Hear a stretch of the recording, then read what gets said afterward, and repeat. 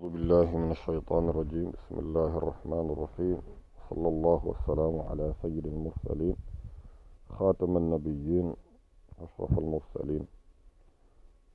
Greeting everybody with Assalamu alaikum wa rahmatullahi wa barakatuhu. Glad divine greeting from the paradise of blessing be upon each and every single one of you. Blessing of peace, inshallah. This is a very important segment in the radio station, making sure that everybody stays tuned. Please do comment, subscribe to the YouTube channel if you would like to get more insight on the topic of discussions here, mainly in Quranic culture surrounding the lives of the companions of the Prophet Muhammad alayhi salatu wassalam, and the prophets of Allah and their companions mentioned in the Quran. For that we have the Quranic English that we are working on completing, bridging that along with the Ramadan. So by Ramadan we're hoping that praying that Allah subhanahu wa ta'ala will give us tawfiq for that to be complete. There is a major need for better understanding and appreciating what Allah is communicating to us in the Quran. There is a great gap in what Allah is saying, what He is encouraging Muslims, what He loves, what He values, and what today is about, or what Muslims are doing today, what Muslims value today, what majority of Muslims, what they value. We also have a segment on financial understanding, financial building, digital wealth, being that trade is actually part of the Sunnah of Rasul alayhi salatu wassalam. It is part of Sunnah for us to have our own economic, financial structures. That's what Sunnah encourages. That's what Islam encourages us to be independent, of relying on others to take care of our economy. We count on others for jobs. We count on others for income. Those others are really supposed to be one. Those others are really supposed to be in the service of Allah. And because of the fact that we're in the service of Allah, what we do on our platforms always involves the remembrance of Allah, and therefore it has a blessing of Allah. So we have what is known as Stocks for Kids segment. And this segment is to teach the layman person such as myself how to get an investment plan going, with long term, and inshallah, as we grow up, because we all have a kid in us. As we grow up, we will grow to appreciate and take the better advantage of the investment. So we have stocks and crypto education that we are sharing on the platform. So the important vision, or the important statement Allah subhanahu wa ta'ala makes as planned for us 50,000 years before He even created the earth is that He wants for us to be happy and comfortable and enjoy this time. There's only one way for us to do it, to enjoy this time, this duration that we're spending on this platform that we know as earth. There is only one way to do it everlastingly, eternally, to do it in a way in which He accepts, He embraces, in a way that Allah embraces and accepts, is only by His way, only by the way of Al-Islam, the divine peace, the divine tranquility, the divine harmony. Unfortunately, unfortunately, majority of people think that Islam is a controlling, uh, all sorts of things. It's controlling. It's too disciplined. Allah made it very, very easy for the one who believes. The one who does not believe makes it very difficult. So a lot of Muslims today are saying we don't have no belief. Our belief is weak. Our faith is weak. We don't have any. None of us are scholars. A lot of Muslims are saying today that Muslims are weak. Another very important is that we all love Allah. All of us love Allah. Um, starting with loving Allah and not knowing Allah, or starting with loving Allah, but then you love the world more than you love the akhirah. Love Allah, but then I love and I value what non-Muslims value by default. I don't know any better. I love Allah, but I'm not going to take the chance in experiencing my relationship with Allah. I love Allah, but what He said in the Quran came before I was born, so it's not really for me. I love Allah, but I need to make a living. So these are contradictions, and Allah subhanahu wa ta'ala has all of that which is in the heaven and the earth. So we just have to open up our minds, I think, and come to the realization that Allah subhanahu wa ta'ala, He made Islam easy for us and lucrative. He made it very, very lucrative for the believer. But we'll get more into that as far as how lucrative it, He specified it to be. If we listen to the English translations, we'll come to better grips on that. But He definitely wants for us to. He does not want to put a burden on us. Allah did not give us Islam as a burden, but He gave us Islam as a salvation. And the more we contradict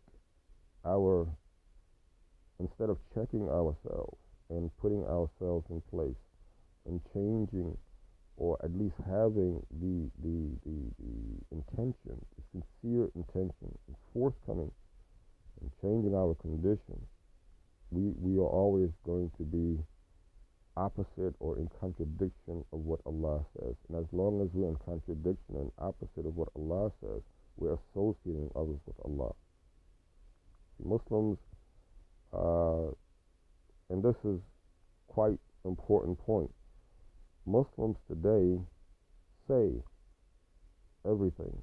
Every Muslim says, or everyone who is a practicing Muslim, and they say they're practicing Muslim, are going to say no God but God. They're going to say there's only one God. But the real definition, or the real, caveat to no God but God, is that no one else is entitled, no one else is associated with that one. Nothing, no one else.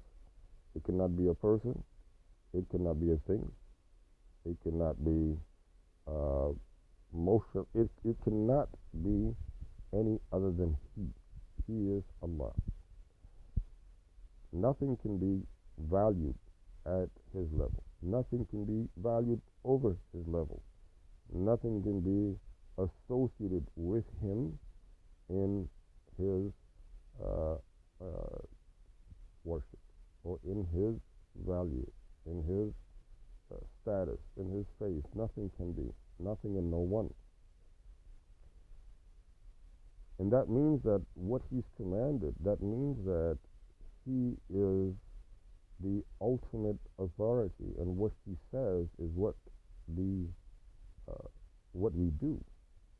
What He says not to do, we abstain from it. So this is part of that oath of allegiance.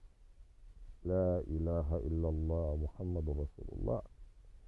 How can one fulfill such an oath if they're valuing and associating with Allah, if they're valuing more than they value what Allah Ta'ala says.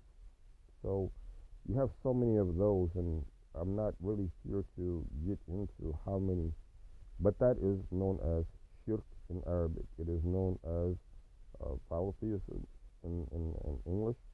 So you cannot have your cake and eat it too. You cannot say that you're on the right path when you contradict the very first oath of allegiance, which is worship none other than Allah, associate none other with Him.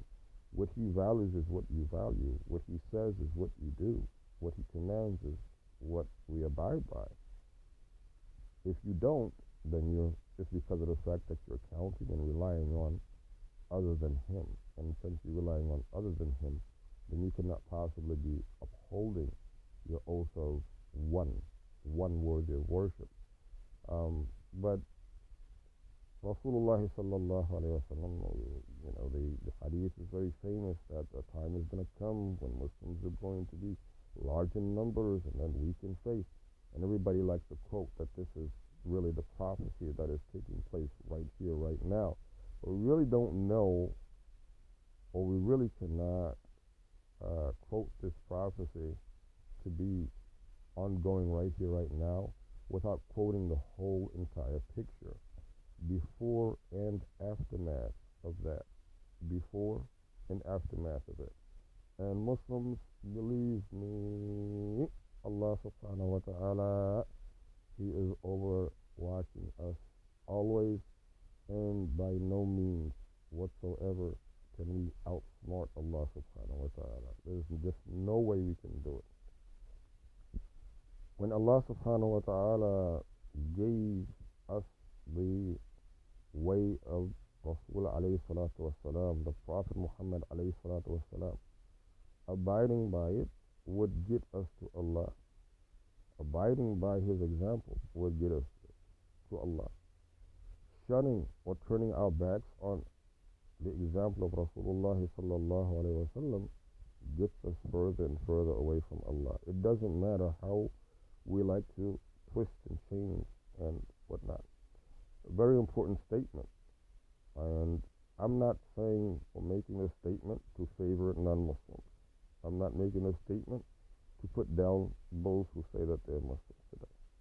But a very important statement is, we have those who do not go to masjid.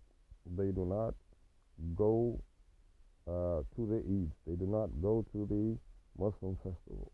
But they practice Sunnah better than Muslims. They practice Sunnah better than Muslims. The thought on this is this. The Quran, it says 2 ayahs in Surah Baqarah. The very first ayah, where Allah subhanahu wa ta'ala makes reference to الذين آمنوا والذين هادوا والصابئون والنصارى والمجوس. The Majus,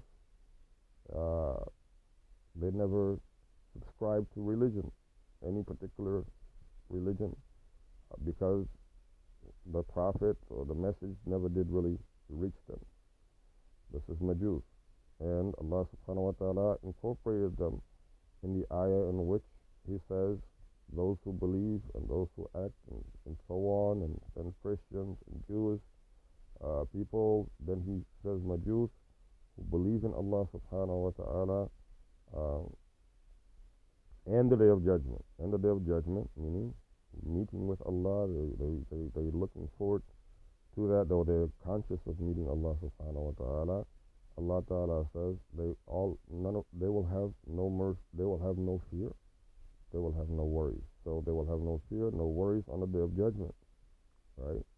This is the Jews, the Jewish and the Christians, whom did not receive the message between the messengers who were coming between them, or they stuck to what the message they received before the next messenger came. When the next messenger came out, they gave. Today, I believe we still have Majus. This is my personal belief for 2 reasons. The first is that the Islam has representatives as representative. And this representative is the leader of the community, or the leader of the state, or the leader of the empire. This is the Imam. This is the leader. Prophet Muhammad ﷺ was the leader. After him, Sayyidina Abu Bakr as-Siddiq.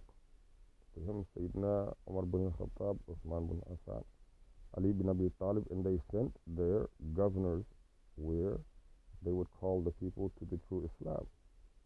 Is that really the model that we have today? Is it really? Number one. And obviously you can answer that question, that we don't have that. We don't have one leader. We have a lot of, fractions whom practically go at each other's throat. And so under those circumstances where you don't have a representative that you can really follow, but you believe in Allah, but you believe in, again, the examples of the righteous, and you're following that, and you're looking forward to the day that you meet Allah subhanahu wa ta'ala, are you not a majus? Then you have today everybody whom I've heard speak, whether it's at the Friday sermon, or whether it's on YouTube, or whether it's on Google, or whether it was at some lecture. Any speaker of Islam that I've heard and that I've spoken to over 30 years will say that Muslims today and their actions are far away from the Quran and far away from the Sunnah, far away from the way of the Prophet. They're far away from the way of the Prophet and his companions, and far away from the Quran. And the more tafsir that we read on the Quran, the more and the deeper we see the gap, or the magnitude of the gap is highly catastrophic. It's almost like a volcano waiting to erupt. This is how big the difference is. Under those circumstances, would it be, and I'm again asking the question, would it be right for someone looking out on in, seeing that Muslims are the first to be committing shirk? Muslims who think that they're practicing are the first to commit shirk, and they're the biggest munafiqeen. And Allah Ta'ala, He says in the Quran about the biggest hypocrites and the biggest disbelievers, and they're not other than those who claim to be biggest Muslims today. And it's sad, very, very sad. Where people are trying to claim Islam because they are Arab, and Allah Ta'ala says in the Quran, you're the biggest hypocrites, and you are the biggest, the absolute, non-believers. You're the biggest ones who rejected Allah subhanahu wa ta'ala, and here you are trying to claim it. So under those circumstances, then yes, obviously, if a person that doesn't know anything, they did not receive the messenger, they did not receive the message. The people are here doing whatever they want to do. And now you're going to say if that person is not into your Muslim community, then they're rejected. What did they reject? They rejected your shirk. They rejected your hypocrisy. They saw that you were calling something and you were going for something else. So this is just these are just genuine concerns being shared, and hopefully it did not put too much of a damp on anybody's faith. Hopefully it will only encourage, and we only want to encourage getting closer and remembering the favors that Allah subhanahu wa ta'ala has done for us. May He enable us to understand and have the deepest passion for His way in this life in order to obtain the benefits of it in the hereafter. I'm A Fatah over and out. Wassalamu alaikum wa rahmatullahi wa barakatuh.